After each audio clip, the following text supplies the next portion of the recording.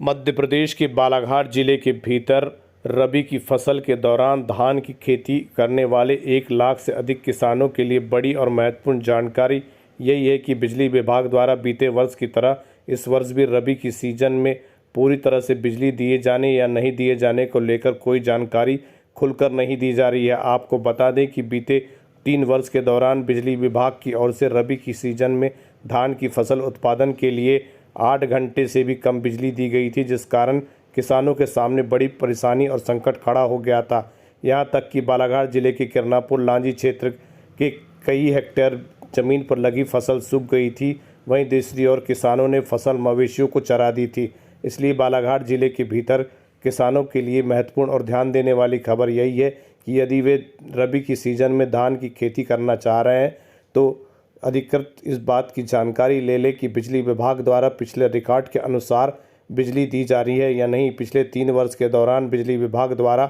8 घंटा तो दूर 3 से 4 घंटा तक बिजली नहीं दी गई थी, जिस कारण किसानों को हज़ारों रुपए का नुकसान हुआ था। इसी विषय पर जब हमने बालाघाट से लेकर जबलपुर तक बिजली विभाग के अधिकारियों से चर्चा की और जानकारी लेने की कोशिश की कि क्या इस वर्ष भी बालाघाट जिले के 1 लाख किसानों को रबी की फसल में धान की उत्पादन करने के लिए पर्याप्त मात्रा में बिजली मिल पाएगी या नहीं, तो उन्होंने सभी जगह से यही जवाब मिला कि वरिष्ठ स्तर से उन्हें अभी कोई आदेश नहीं आया, या कह दे कि बिजली विभाग के अधिकारी कुछ भी खुलकर नहीं कहना चाहते, क्योंकि बीते वर्ष की तुलना में इस वर्ष भी किसानों द्वारा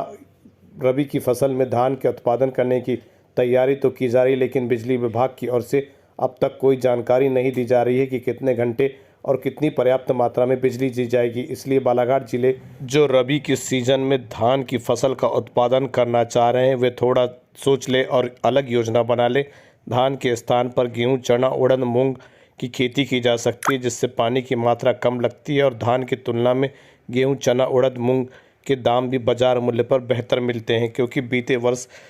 भी इसी तरह बिजली विभाग खामोश रहा और किसानों द्वारा